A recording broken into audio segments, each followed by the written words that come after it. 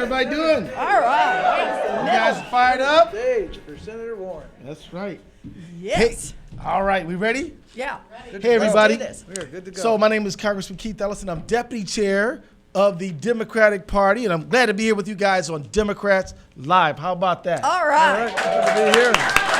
Now look, just so you know, we had a little contest, and it was pretty cool. People who wanted to meet Senator Warren, and they applied to be in the contest winners, and we did get a winner. Do y'all want to meet the winner? Yes. The winner is Dr. Robert Silver. All Put right, your hands stand up. Stand up.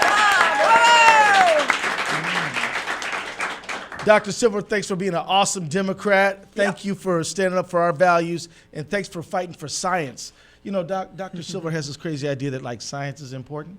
Yeah. So, Doc, thanks so much. Yeah. Thank you. Yeah. Bob. And I just want to let you guys know before I kick it to Chairman Tom Perez that Tom and I are going to be in Detroit, Michigan this Friday. That's right.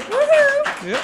And Friday night, we're going to be at Church of the New Covenant Baptist at 3426 Puritan Avenue in Detroit. We want you to be there. We want you to tune in. We're going to be live streaming there as well. And say, hey, Tom, how you doing, brother? I'm doing great. Let's hear it for Tom Perez, everybody. Hey, it's great to be here. Not only are we going to be there where Keith said, we're going to be there with his brother, because this is his brother's church. That's right. So I'm looking forward to that. And we're also going to be on the road in Macomb County, Michigan, and we're going to be up in Flint, because our goal is to listen and learn. Because you know what? The more we listen, the more we learn. And what we learn is that our values are the values of the American people. Yeah. And what we have to do is a much better job of communicating those values and making sure we put those values into action. And Bob is a professor at Syracuse University. And just to give you a little sidebar of what we were doing, Bob was telling us about day one of this administration, when a lot of the information on the impact of climate on science was literally deleted from websites across the federal government. Fortunately, there are professors like Bob who understand they keep a file on it. So we will not allow the federal government to delete these files, because they want us to think out of sight, out of mind. But we're a little smarter than that. Yeah. So, hey, Tom, before you introduce Senator Warren, you and I were at a pretty cool reception a few minutes ago, huh? Amen. You know, the United Democratic Party is our greatest strength, and it's Donald Trump's worst nightmare. And we did something tonight that we've never done before. We had a reception with the Democratic Party, the DNC, with the Democratic Congressional Campaign Committee called the D-TRIP, the Democratic Senatorial Campaign Committee. We had Senator Schumer. We had Leader Pelosi, we had Ben Ray Lujan, we had Chris Van Hollen, we had all sorts of senators and members of Congress and members of the DNC together. Because you know what? You can't be bowling alone in order to succeed. You got to be together. And that is what we are doing as our Democratic brothers and sisters. And we weren't simply talking about what we have to do to take on Donald Trump. We were talking about what we have to do to win local races, because we understand that when we build strong parties and elect people from the school board to the Senate, that's how we put our values into action everywhere. And so that was an unprecedented event, but it's not going to be the last time we do it, because we are very strong together. And we're going to talk tonight about the ACA, where we're doing things together. We're going to be talking tonight about the nomination of Judge Gorsuch, because we're doing things together there. We've got a lot on store. And we've got one of my favorite people here, who is someone that I will let you introduce, Keith, because I just got to say, I mean, when you're at the Labor Department and you're trying to take on retirement security, and you're trying to make sure that people who work extra get paid extra, and you're trying to make sure that, you know what, when you go to work in the morning, the air you breathe, if you're a bricklayer, that you're not breathing deadly silica dust. You need partners on the Hill. Success is a joint venture between people in government agencies, people out in the field, our partners in the labor movement, our partners in the grassroots movement, and people in the Senate and the House. And part of the reason Keith and I have been doing so much stuff together there is when I was working on all these issues, two of my best allies, and they were Keith Ellison and our guest tonight, Elizabeth Warren. So this is a good day. Well, look, I believe it was Mitch McConnell who said something like, she was warned. And she persisted. And thank God she persisted. Yeah. Give it up, give it up, give it up for Elizabeth Warren. So Senator Warren, let's dive right in. All right. What's your take on the SCOTUS, on the Supreme Court fight we're in right now? So, here we are. We're having these hearings around the Supreme Court, but we also had another hearing.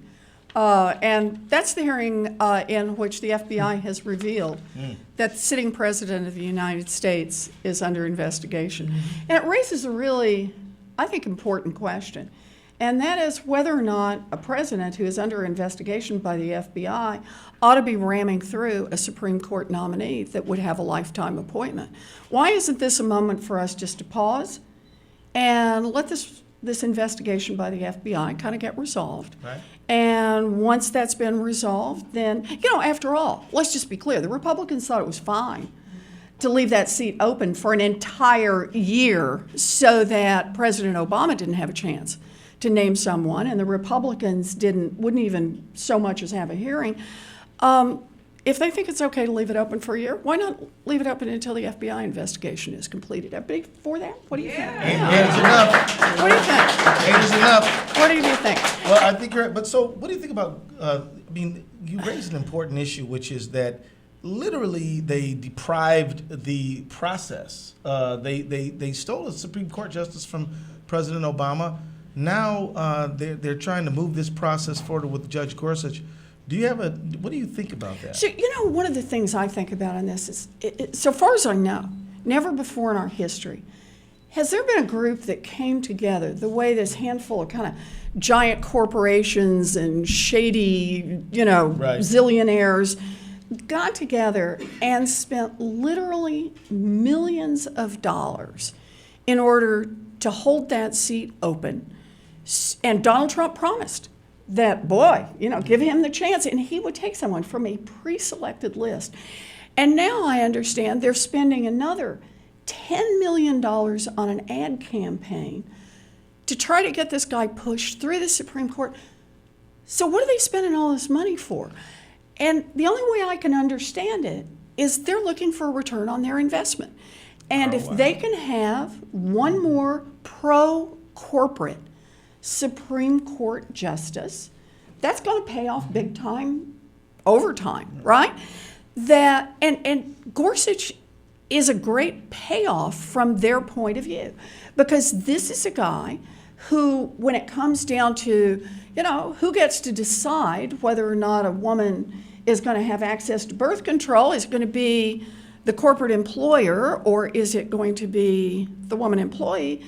And Judge Gorsuch says, hey, it's clearly the corporate employer. And it happens over and over. This opinion was not a one-off for him. In the question of whether or not consumers can sue corporations, can they get into court to sue them? Gorsuch says, no, you've got to protect those corporations. And in questions about employees who have been wrongfully terminated, the question about employees' rights versus the corporation, Gorsuch says, protect the corporation, protect the corporation, protect the corporation. And that's a tilt that has now been going on for years in the Supreme Court. And there's actually data on this. This is not just, this is not some political conclusion that Judge Posner of the Seventh Circuit Court of Appeals, by the way, a very conservative judge himself, and Lee Epstein, who's a very well-known researcher, they examined court opinions from the Berger Court through the Rehnquist Court and now through the Roberts Court. And basically what they show is in competitions, when you've got a big corporation and somebody else, corporate wins just keep going up year over year over year. And that hit in some ways its peak when the previous Supreme Court, with Scalia still on it, said that corporations had this right to spend as much money as they wanted, dark money, hide this money, and let this money flow into politics. Why? So they can keep buying influence. That's the part that really has me worried in this, Keith. Really Donald, worried. I got to give this president credit. This is one promise he kept. Yeah, this is the one. I'm going to nominate someone for the Supreme Court who is right of Scalia, and Right. From a list. he had from a list, and he has succeeded. And you may recall a year and a half ago or so, there was an opinion from the Supreme Court that was 4-4 on the issue of whether public sector Right. labor Right unions to organize. would Or have the collect right their to dues. collect their dues. And really what was at issue was whether it would effectively be viable for public sector labor unions to organize. It was a case out of California. And I went to the oral argument, Senator, and I got out of there and I called a number of folks that I know who cared about that case, and I said, there are 5 votes to put a fork in public sector collective bargaining. What ensued in the months ahead was that Justice Scalia died, and so it became a 4-4 decision. What do you think is at stake for the labor movement in this nomination? The whole future of the labor movement. I mean, it just really is. It starts with the public sector unions, but come on.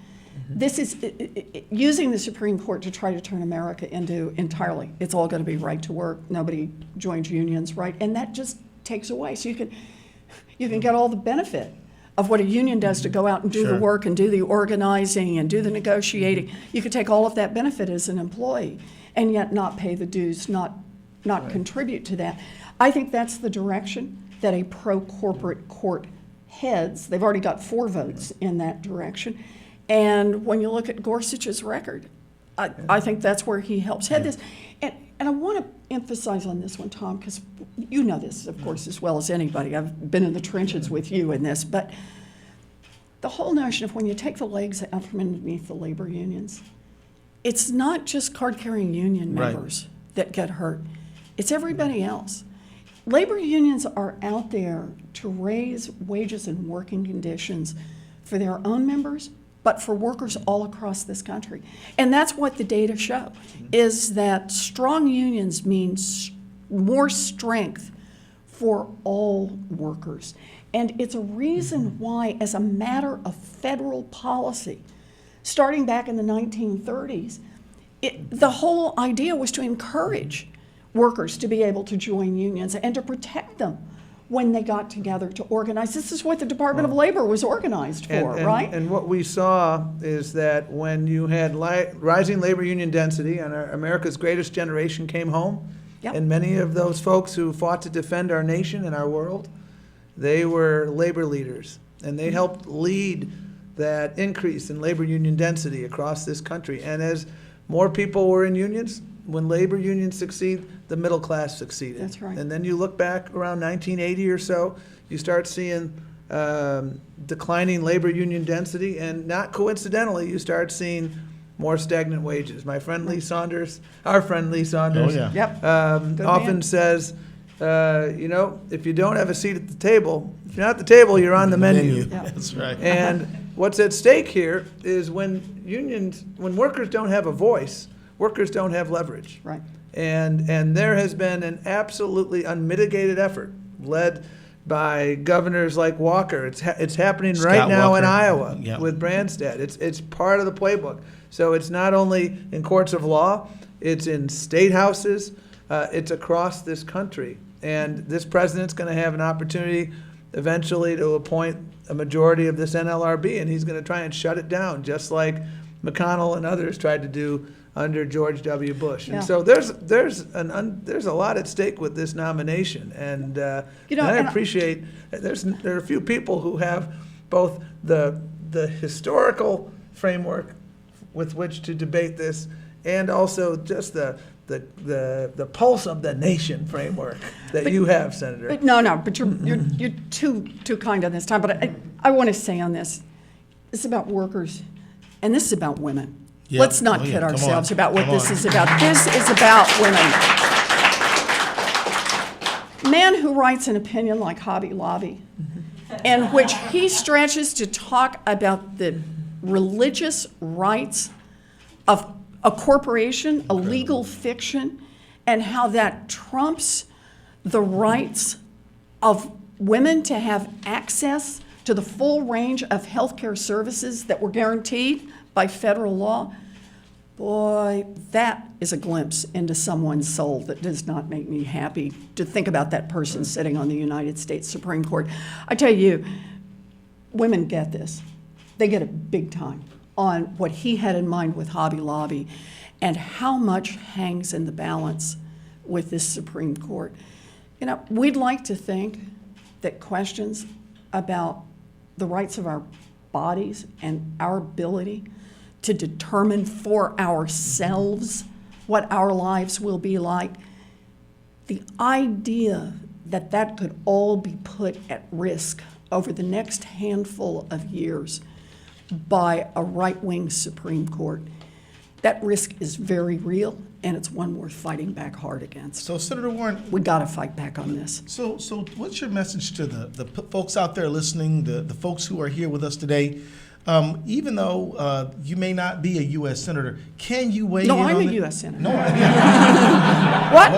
what I mean is other folks out there. Oh, got it. I just want to follow you here on Thank this, you. Keith. Okay. Okay. Even though folks out Sometimes there, I don't believe it. Right. You know, it's, I think McConnell would like to see it yeah, the other way. exactly. Don't give him any ideas. But like if you're not able to question the Supreme Court justice, if you're not in a position to really put questions to Gorsuch that can reveal who he is and where he's coming from, what can you do?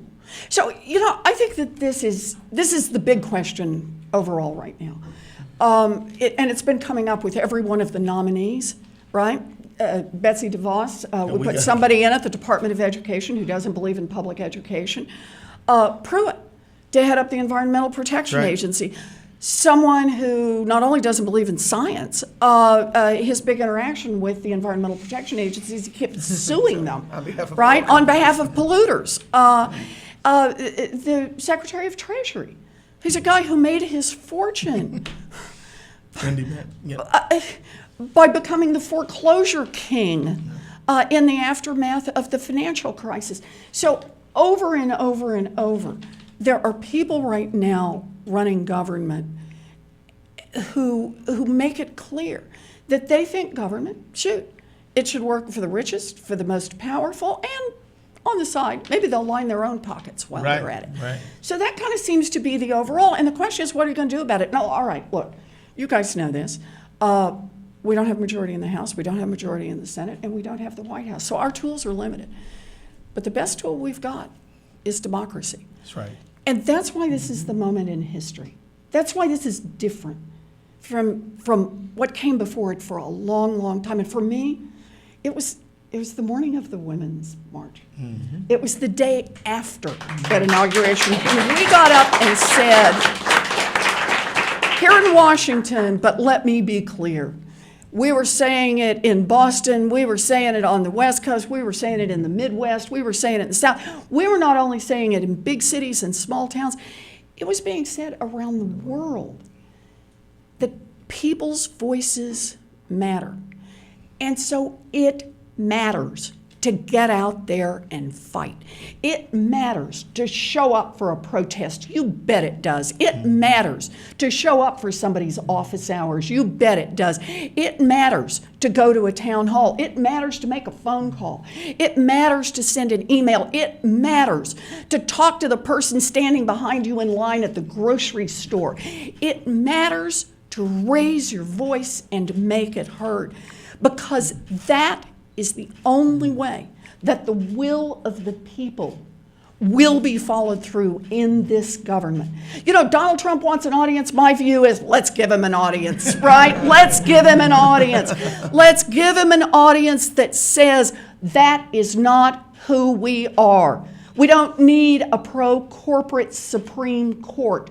We don't want healthcare ripped away from 24 million people. We don't want substance abuse and mental health taken out of health care protections for Medicaid. We don't want to have an environmental protection agency that just stands by while polluters make it impossible to breathe the air and drink the water. We know what we want. These are about the core values, about the things that make us work together. And we are going to make sure that everyone in Washington, Democrat, Republican, Independent, somebody sitting in Congress, somebody sitting in the Senate, and somebody sitting in the White House, hears our voices from early in the morning until late at night. That's the way that we're going to get what we need in this country. And may You I bet. add, Senator Warren? Yeah, let's do Yeah. that. We're going to be doing it in Washington, but we're going to be doing it all over the United Yep. States, because there's a bunch of little Trumps all over this country who've got to be fought at the state level. Yeah. Whether it's Walker in Wisconsin or Kasich or any of these states where you see all these policies being done at the state level, we need people to be motivated and fighting there too. Tom? I'd like to add, you were asking a really good question about how can people get involved. Sure. I'd like to switch to the Affordable Care Act because it's another example of Yeah. engagement. I'm not sure what to call it right now. Is it Trump? I mean, Trump likes to have his name on everything. I don't know why we don't call But it not Trump a little Care. shy now. I tell you that. He That's doesn't right. want to call us Trump Care. He Is wants it to call it not- Ryan Care. Yeah, Right? And yeah. Ryan said, no, it's Trump I don't know Care. about you. I think if we're honest, we should call it I don't care. Because they don't give a No damn kidding. about the people they're hurting. Yeah. But, I mean, the power of what's happening right now across America is the power of people who are directly impacted. And Right. I'm curious to have you reflect on some of the people you've met whose stories have really compelled you and what you're seeing out there. Because these are not folks who are getting paid. Right. These are folks who are trying to live their life. And you know, that's what actually, you're exactly right. You know, the Affordable Care Act by itself is kind of like the microcosm of everything that's been going on. So we started out up in Massachusetts, that we started doing rallies actually before the Women's March. Sure. We did a rally, and I got to tell you, it was cold. Woo! Is that the one in It Western was Mass? cold. There No, was- no, this one was in Boston. This was right outside Faneuil Hall, and it was cold. But here was good news. The reason it was cold is because we had to stand outside. The reason we had to stand outside is we had too darn many people who showed up. Good problem. To cram into this giant hall. So we stood outside as people told their personal stories about the difference that the Affordable Care Act has made in their lives and what it means that they have had access to health insurance. The story a young woman told about her mother and how they discovered she had cancer, the treatments didn't work, they blew through their insurance. Their insurance had a cap on it, and it meant they only pay so much. And of course, when do you discover that cap? Unless you're one of those people who goes home and reads your insurance policies at night, right? You discover that cap when something terrible happens That's right. in your family and you hit it. And she said, but we were so blessed because the Affordable Care Act had already gone into effect. And so even though the provision was in there that said there's a cap, the Affordable Care Act had said, not legal. And so they were fully covered. That meant her mother could do additional treatments that she needed. And the young woman said, my mom is alive today because of the Affordable Care Act. That's what it did. It was Americans who came together. We didn't get it perfect. Look, we started trying to get universal health care coverage in Massachusetts back in 2006, and we passed it. And we did it with Republicans and Democrats. We all worked on it. And we kept having to go back and adjust it. We didn't get it perfect the first time. You kind of had to tweak it and you had to add some more. And then when the Affordable Care Act was passed, we said, this is it. We're going to make this more comprehensive. We're going to make it stronger. We now have 97% coverage in Massachusetts. This matters to us. Yeah, let's do one of those. Highest coverage in the country. We believe in this.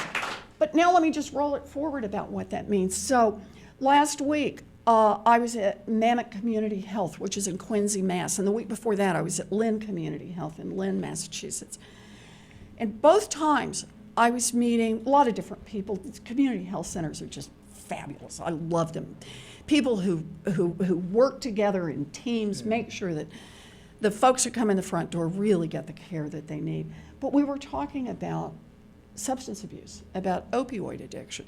Yeah, this is a crisis that is rolling across our country. We lost 2,000 people last year in Massachusetts, people who died because of overdoses on drugs. We've got 2 places here, and there are many more around Massachusetts, that are really doing good treatments, and it's combined treatments. I met with people who've been through the treatment programs, people who are trying to stay clean, people who are doing outreach to those who are not yet there, doctors who are working on it, nurses who are working, lots of folks who are working together. And we're making some progress, So, what does Trump care want to do to that? They want to roll back the number of people who've got health insurance. They want to roll back the number of people who've got access to Medicaid, and they even put in a provision that now some of the Medicaid policies don't have to include mental health and substance abuse as part of the basic coverage. The estimate is it would take $5 billion out of mental health and substance abuse treatment in the United States at a time when we need to be doubling what we put in on substance abuse, not taking it away. And the reason I want to talk about this is, it's about dollars and cents, it's about numbers, it's about human beings, it's about our families, it's about our values, it's about our lives.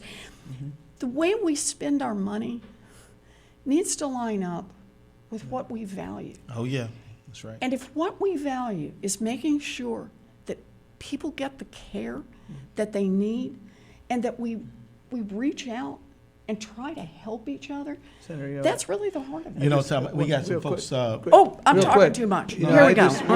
just- 30 seconds. I spent 2 days ago with my sister, who is a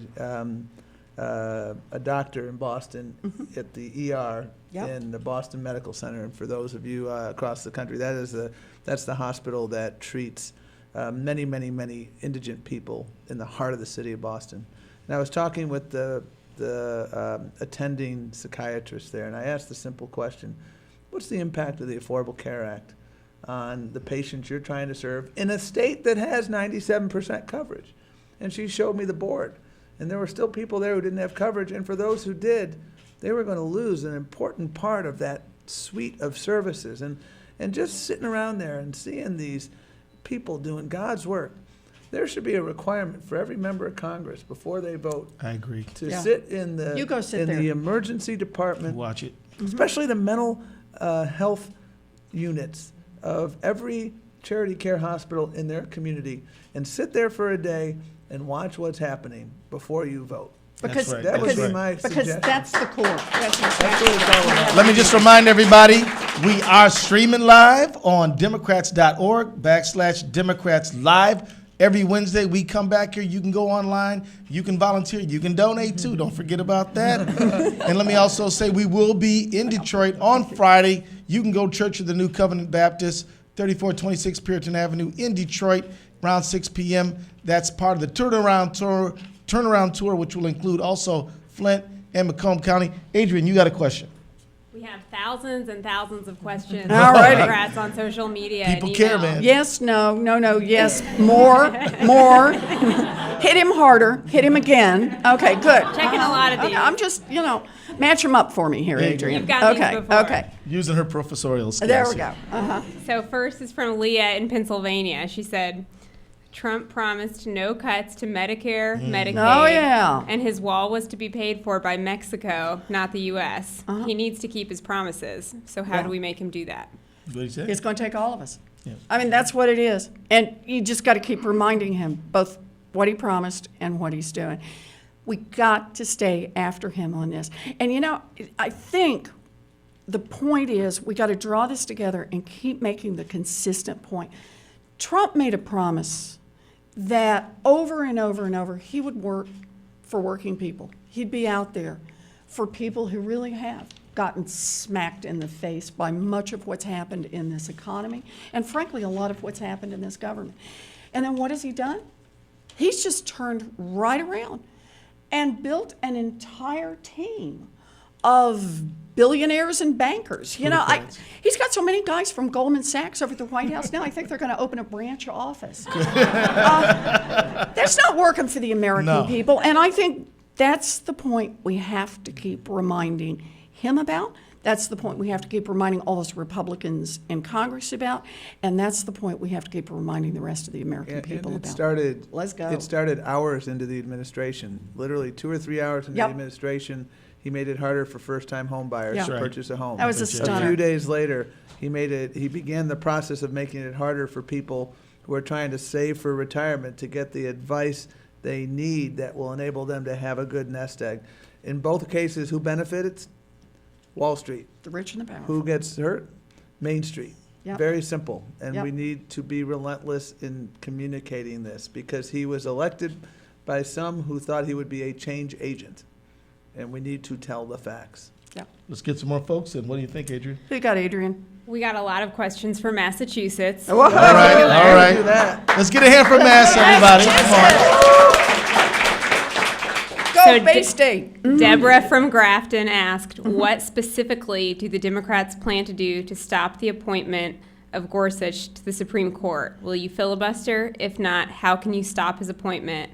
Not just protest, but stop him from being appointed. Okay, so look, so I'm really clear on this part. There is a reason that it takes 60 votes to get somebody through the United States Supreme Court. And even when the Democrats said, you guys, you Republicans are overusing the filibuster, this is way back when we were still in the majority on this, and they were blocking everybody, no reason at all other than just to gum up the works. Oh, wait, there were actually some reasons. You were one of them. I do have to remember that on this part. Right? No, I had but- 0 votes to spare on the That's right. filibuster. That's I got right. 60. That's right. But also as we worked through this, they wanted to shut down the NLRB. They wanted to keep this Consumer Financial Protection Bureau from going live. Every part of this. But when we said we got to cut this stuff out and we're going to change this on nominations and on judicial nominations, the Supreme Court's different. And the Supreme Court is different because there's no appeal from it. This is the lifetime appointment where you get to sit out there, and it is a third branch of government that is not overseen by the other 2 branches of government. And when the cases come to you, you are the final say. And for that, look, I get it that Republicans are not going to put up somebody that is the same person I would have put up. We wouldn't put up somebody probably that'd be the same as they would. But it's within a range. This is a road, and it's got curbs on the side. You've got to be somewhere in there. That's what 60 votes is about. You don't get to be out at the extremes. We hang on to that 60 votes. And if the nominee can't get 60 votes, you don't change the rule, you change the nominee. Come on. Gorsuch goes in. Yep. So we only have time for one more question. Rebecca from Texas emailed, and she said, as we say in Texas, I'll believe a corporation is a person when Texas executes one.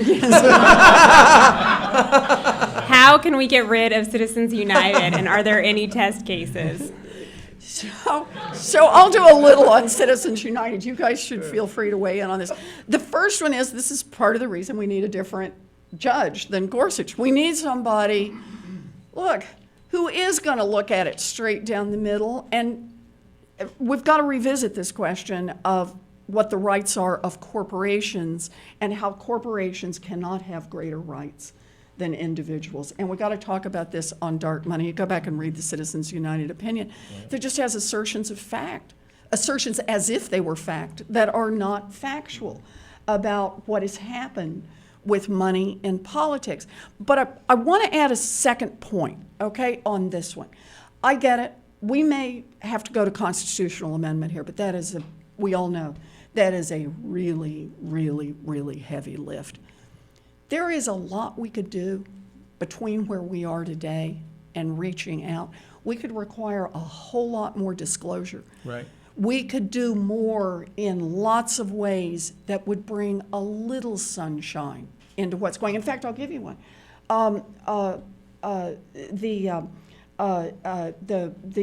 contractors, government contractors.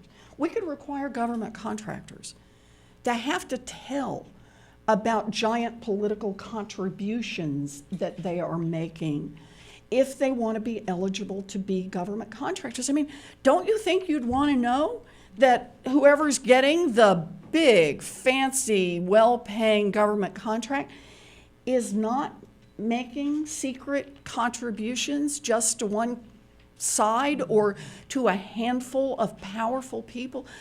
We can do that, and we could do it constitutionally. So while I'm all for overturning Citizens United, I think we do have to talk about a constitutional amendment. And do understand, I'm a law professor. Talking about a constitutional amendment, it makes my eyelashes start to frizz.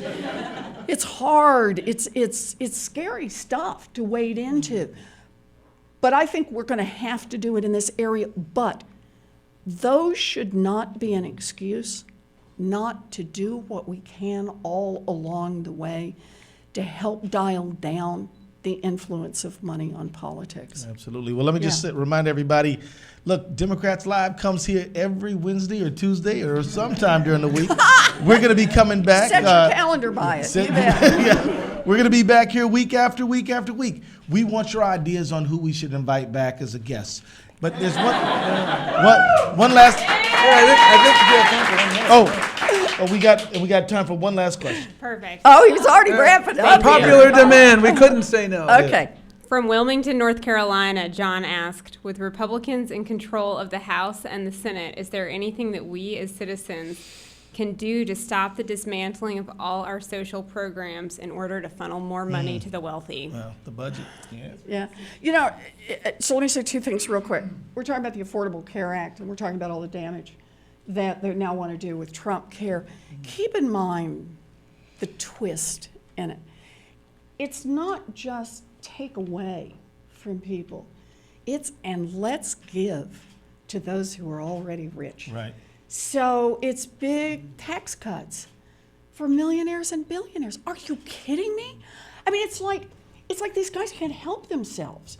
You know, who thought that part of healthcare reform is, I know, let's make rich people richer. That's how we're going to save healthcare reform.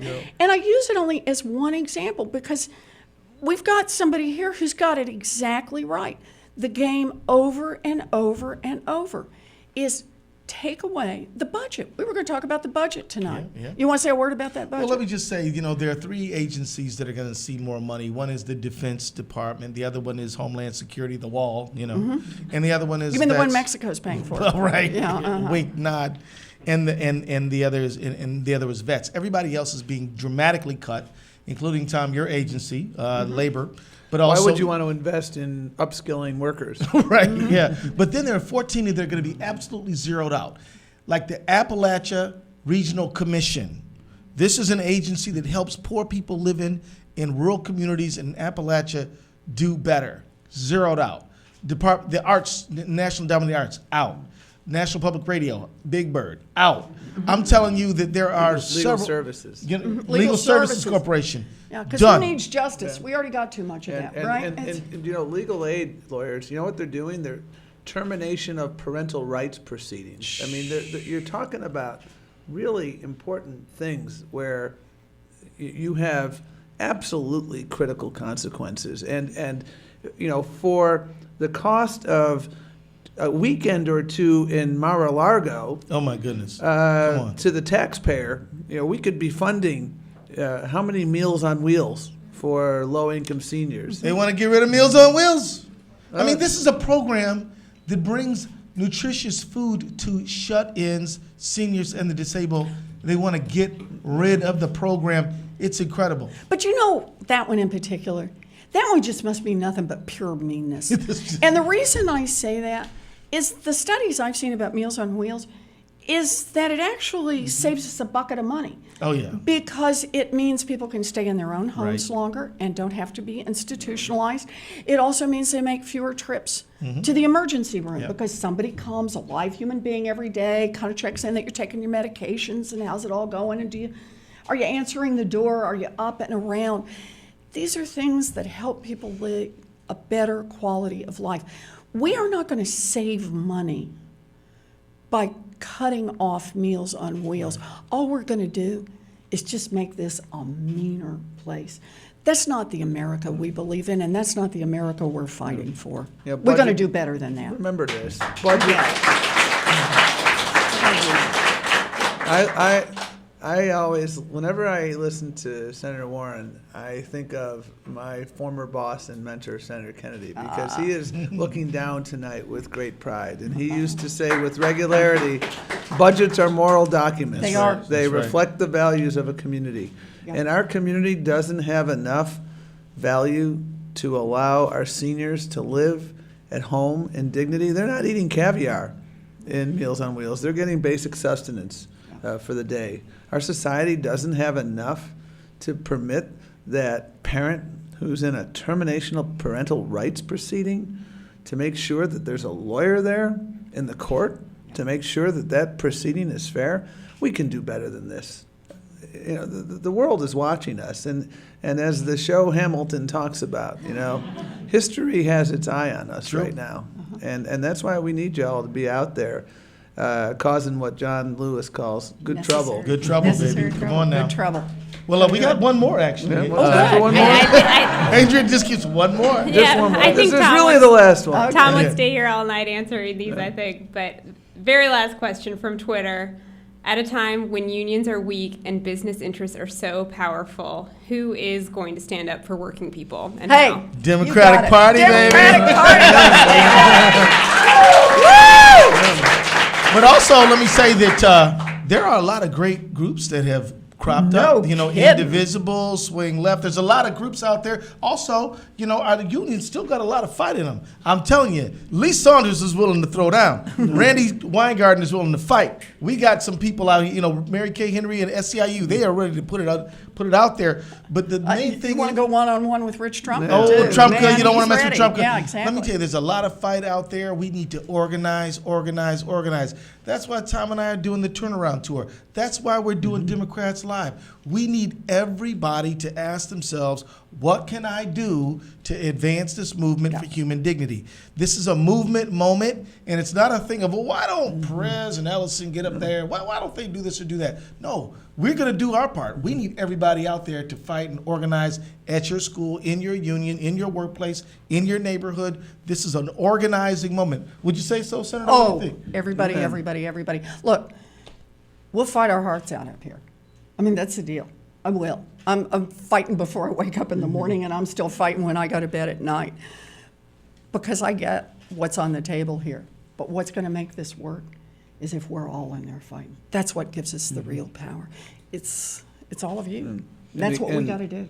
And we got to make house calls. You That's know, right. One of the lessons we've learned in recent years is when you don't make house calls.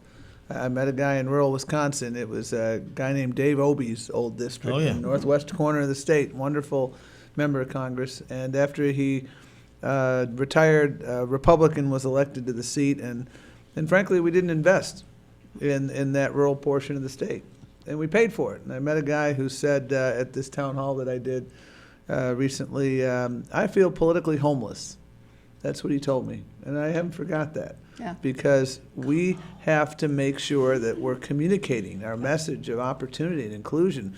We're educating people about the fact that we're the ones fighting for the right to organize. We're the ones fighting for women's reproductive health. We're the ones fighting for inclusion. We're the ones that are fighting to make sure that everyone who works hard and plays by the rules can punch their ticket to the middle class. That's what the Democratic Party's been about, and the three of us are, you know, we're doing our best every day, but we know that we can't succeed unless we have our folks on the ground like y'all here in this room and across America telling that story. And what excites me more than anything right now, and you said it at the outset, Senator, January 20th was an important day, but January 21st was far more important. And whether you're a member of the Indivisibles, whether you're a member of Swing Left, whether you're a member of the Democratic Party, guess what?